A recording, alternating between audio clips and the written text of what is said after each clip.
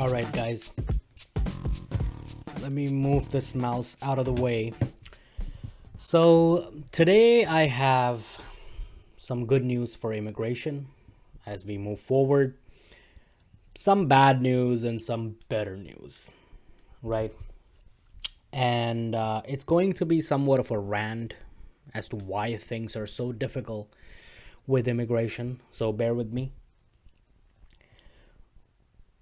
Let me start with the bad news first, so we can get that out of the way, and then we'll move on to the more flowery stuff, if you will. Well, the bad news is the major immigration overhaul that a lot of folks are hoping for under President Biden, the U.S. Citizenship Act, the package that provides pathway to citizenship for almost all undocumented immigrants who've been in the country on or before January 1st of this year. That covers 11 million, as they say, but I don't think that's 11 million, guys. It's been 11 million for the past 10 freaking years. So it's not 11 million. It's probably close to 20, 25 if you just do a straight linear interpolation. But whatever the number is, that's not gonna happen. It's just too big of a fucking package for these guys, right, to work with in today's atmosphere, right, where we are politically speaking today. Passing something that massive, it's not gonna happen. Now there is I'm not a prophet of doom. I think there's always hope, sliver of hope in this case, that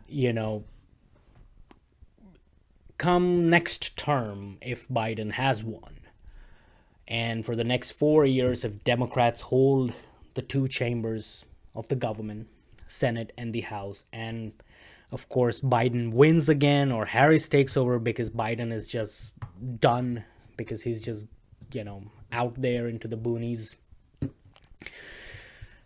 Whatever it is, I mean, if Democrats are able to convince the American people that, look, we're gonna go head on aggressively this time, we're not gonna make the mistakes that we made before during Obama administration of negotiating with these lunatics, Republicans.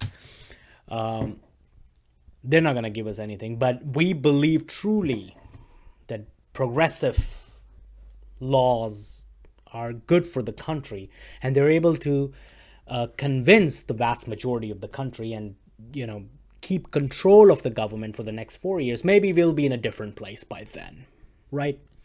Maybe it'll be slightly different country by then, and maybe 2024 they might take a shot again at something similar to U.S. Citizenship Act, right? At the time it'll be 2024 Citizenship Act of 2024. If not, then we'll come back to it probably 2027, because 26 again is going to be a 2-year midterm election and everybody is going to be just crap in their pants, right? So nothing major is going to happen. So it's a long shot, guys. That's the bad news, right? Because we are not in the 80s, right, where it was a different world. Immigrants were not used as a scapegoat to this extent, and I'm not somebody who is immune to debates, immune to open arguments. I like to hear both sides, right? I like to hear what is it that Republicans are really saying, right? I like to hear that, right? I want to see what is it that they don't like about immigration, other than the fact that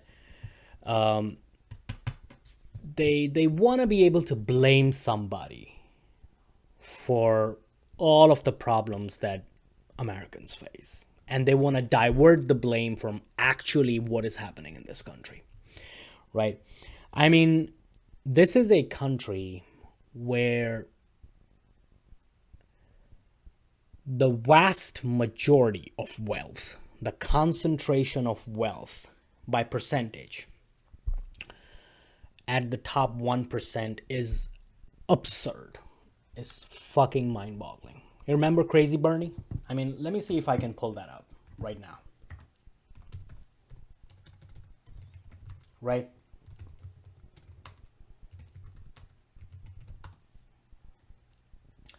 The top 1/10 of 1%, the top 1/10 of 1% now owns almost as much wealth as the bottom 90%. Guys, I am a capitalist pig. I work in a corporate company. I have a small business. I believe in enterprise. I believe in less government. I have libertarian inclinations. I believe in true freedom. I'm not a big opponent of, some crazy slashing of Second Amendment. I want to work with people and hear their arguments and work in that sector as well. But this is not capitalism. When 1/10 of 1%, that is 1/10%, 0.1%, controls as much wealth as the bottom 90. That's not capitalism. That means something is happening behind the doors. That means the government is in the bed with the ultra rich Americans. That's what, remember, that's what Crazy Bernie says, Bernie Sanders says. I'm sorry I keep on calling him Crazy Bernie. That's a more of a slight towards people who actually call him Crazy Bernie. Why is it that that is not taken into consideration, right?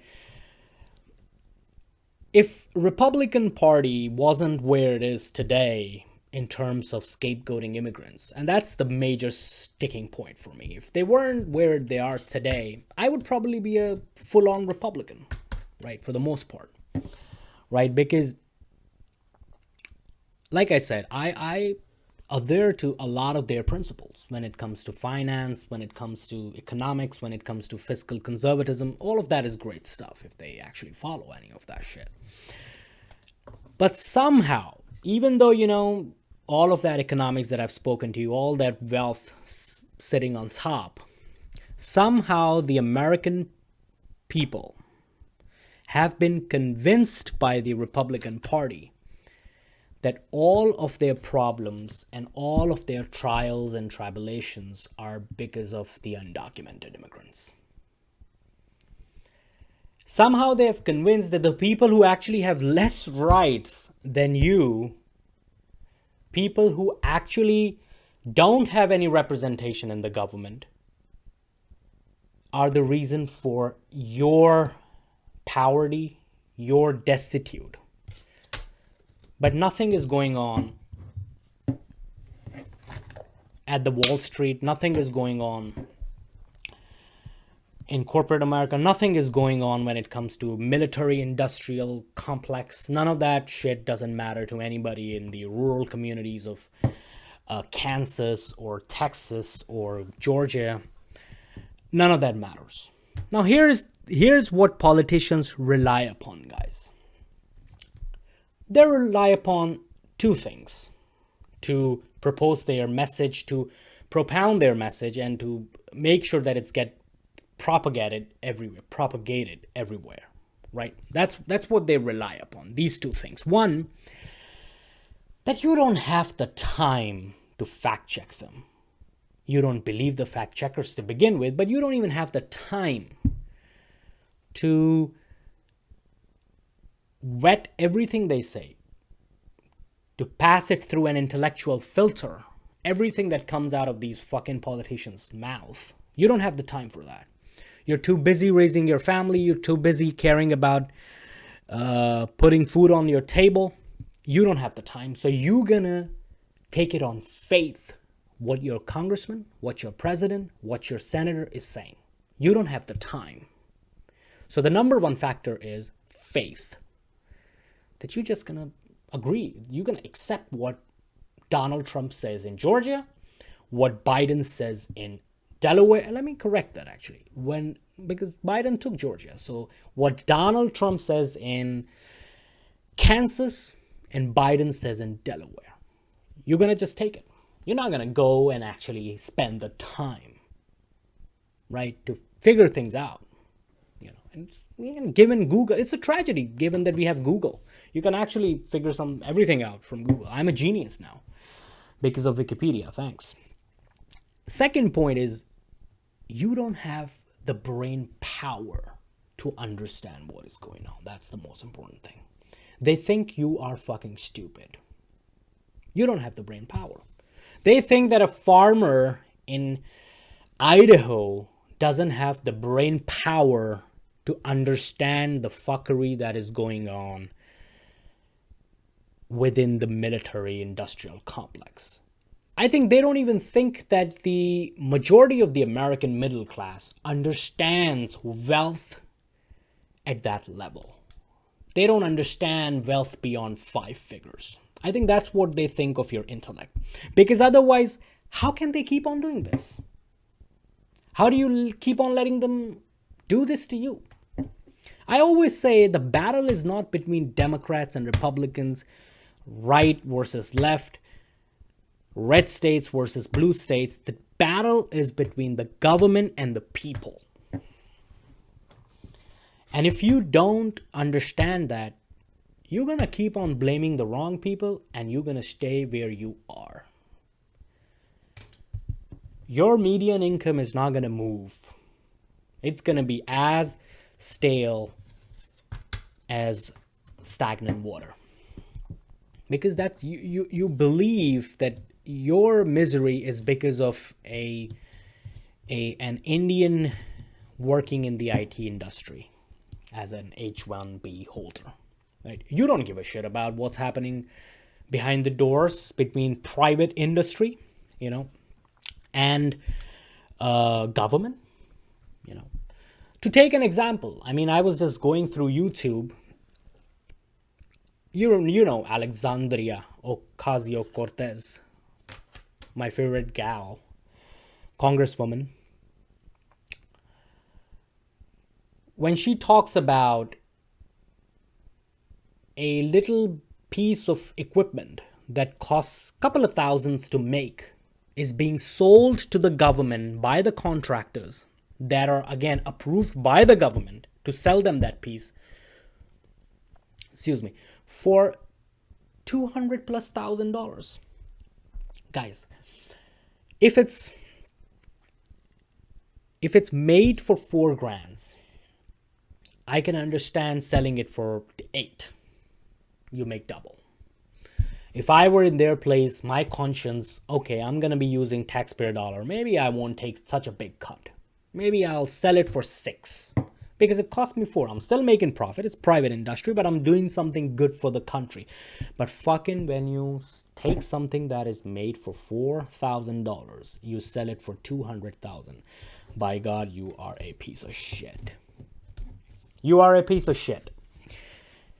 And nobody seems to be caring about that. Check this video out, Check this video out. But the good news here is that what I've found is that the cost of about 149 of these clutch discs will cost, at cost, is about $4,768, except TransDigm charged the public $215,007. That is a margin of about $210,239. Why is the farmer in Kansas less worried about, or not at all worried about that, and is worried about an undocumented immigrant perhaps being a watchman for produce outside of a supermarket? And guys, the whole idea, the whole fucking rant that I'm on today is because of one reason, right? It's because the reason US Citizenship Act is not going to pass anytime in near future, or not so near future as well, is because there is this atmosphere of unbelievable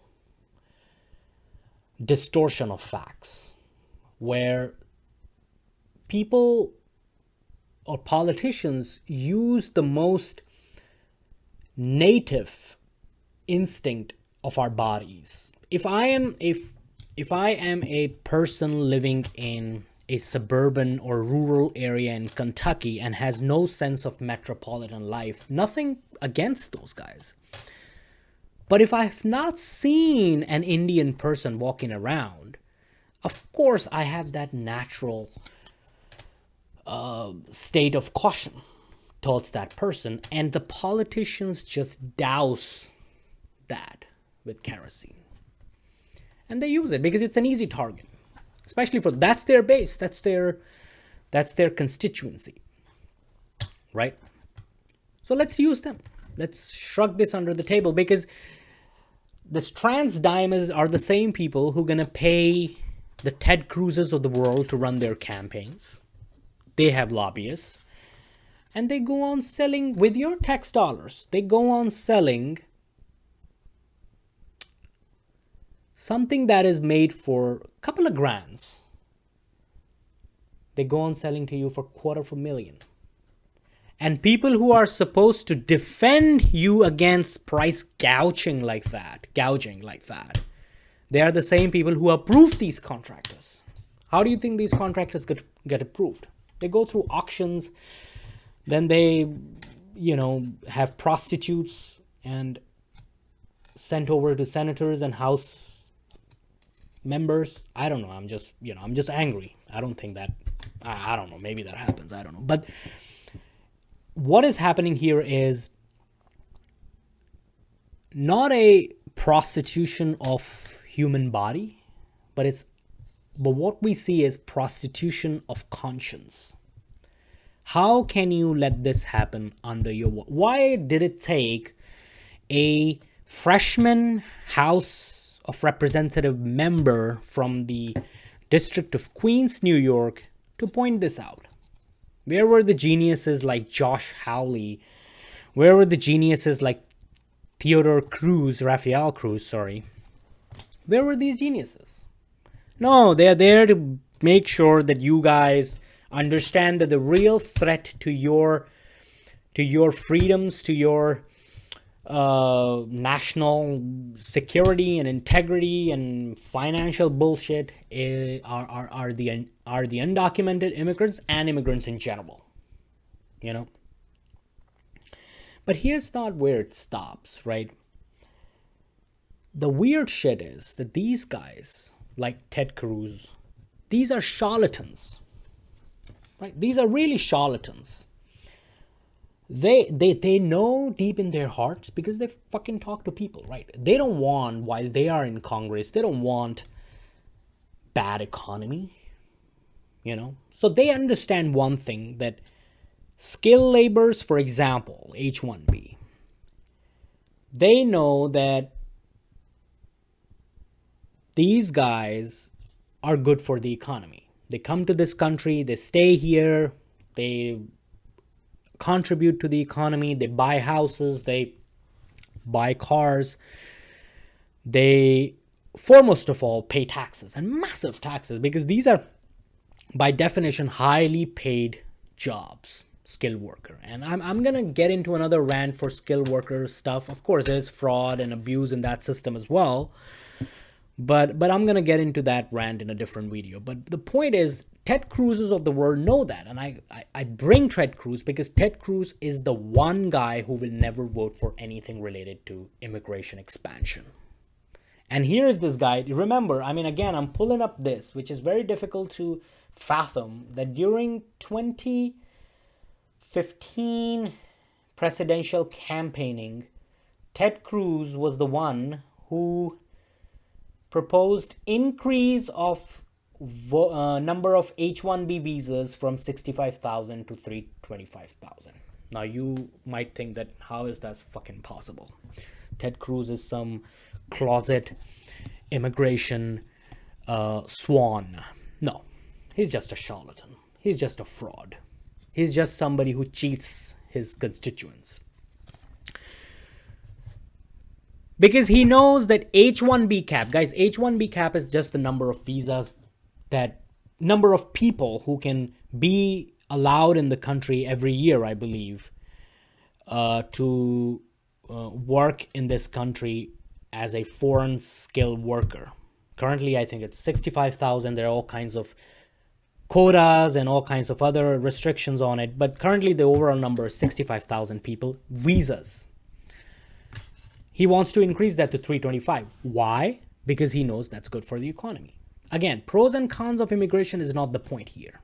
We'll get into it in a different video. The point here is scapegoating immigration and immigrants. He knows that it's good for the economy. So he is good with that. If there was a vote in Congress today for something like this, he'll probably vote for it. He'll probably make sure that it's kind of it's brushed under the rug, you know, of some fucking omnibus shit or something like that. Nobody hears about it or very little noise, but he is good for it. But when it comes to green cards, you know, he is a hawk, like a hawk that you have never seen before.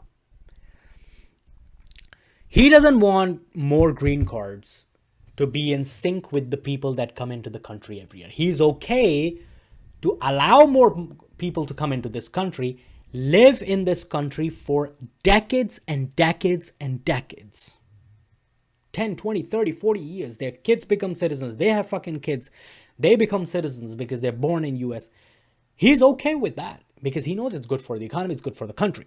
What he's not okay with is giving them green cards on time. You know, there's a whole backlog thing we'll get into later sometime. But today, an average H-1B worker has to wait for decades to get a green card. He doesn't want to touch that system. I mean, decades, and sometimes it's absurd number of years. That doesn't make any sense. But he's okay with that. He doesn't want to move his ass on that.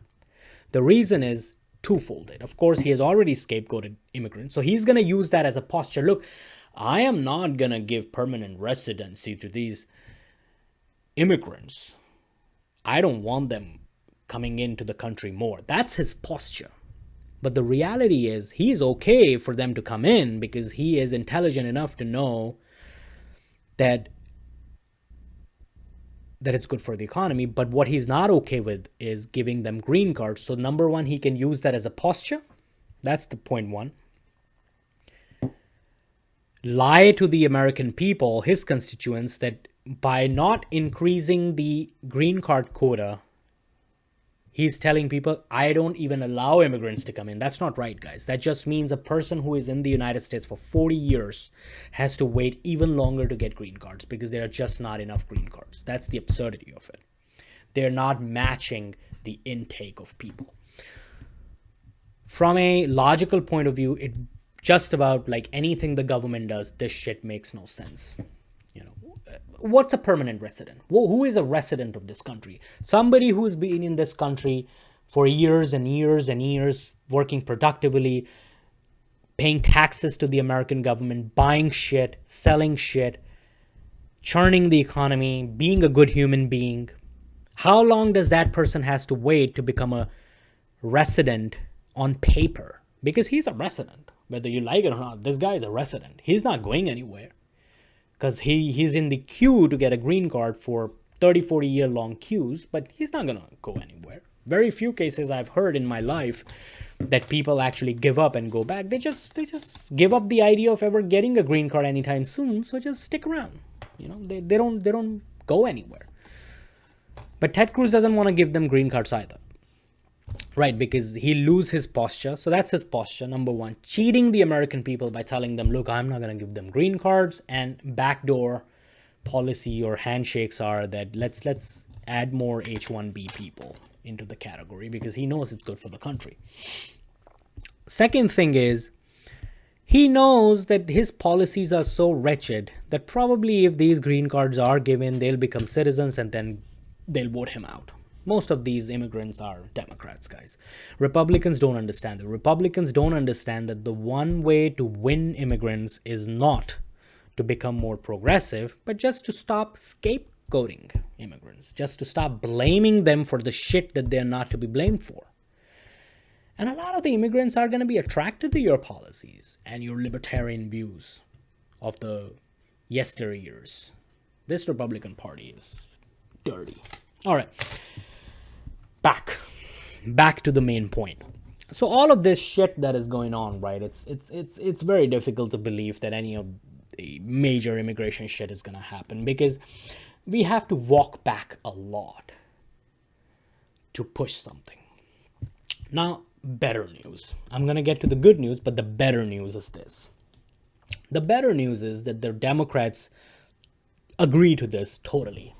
That in this atmosphere, passing what Biden wants to pass is not going to happen. They understand that. It's a different world. It's a different universe. We can't really win so many people's hearts in such a short amount of time. They don't have the votes or the will of their own party to bust the filibuster so that they can just jam everything with 51 votes. They probably don't even have 51 votes. Even if they drop the filibuster, they still probably wouldn't have 51 votes. You know, Joe Manchin and Kirsten Sinema and people like that, they're not going to vote immediately, very quickly, on a clean immigration bill to give massive amnesty. So they understand that. So they're going to go piece by piece. That's the better news. They're going to do something for the dreamers, DACA, dreamers, TPS, essential workers. They're going to start getting these things piece by piece. And like I said, as these progressive policies are being aggressively, trickle by trickle, being sent out to the public, made into the law, we want to see how the public responds. You know, is Biden going to be somebody who can unite the country through the conviction of his heart? Not kowtowing to the Republican Party. Not when he says uniting people doesn't mean being just trying to get more Republicans to agree with you in Congress. No, it means being able to communicate to the people who didn't vote for you that what he is doing is actually good for them. That's unity, you know. That will he be able to do that? Nobody knows. If he does, yes, you know, we'll see. But better news is that piece by piece immigration deals happening. The good news is that today or day after, or yesterday or something like that, or before that, Politico came out with an article that says that Democrats within their internal circles, the Demosphere, are talking about April 1 as the date on the calendar before which they want to pass and grab their first victory within immigration. And most likely that's going to be the DREAM Act, where there is a decent amount of support. We can see a lot of things happening on that front. So let's cross our fingers. Let's see what happens. I do not know if DREAM Act with 2 million people is going to be passed. Maybe they'll cut it down to a little more conservative. Maybe they'll start with just DACA recipients because, you know, there's a whole reliance interest there that goes in the favor of DACA recipients. So there is good news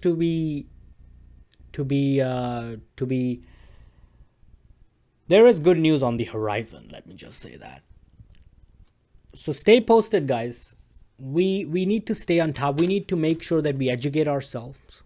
We need to make sure that before we pass a sweeping statement that immigrants, undocumented immigrants, quote unquote, illegals, they are just the most horrible thing in the world. We should do a little bit of research as to where most of the fraud actually is. Why financials of this country are under so much distress. We should try to look into that before we jump to conclusions. So thanks, guys. We'll talk again.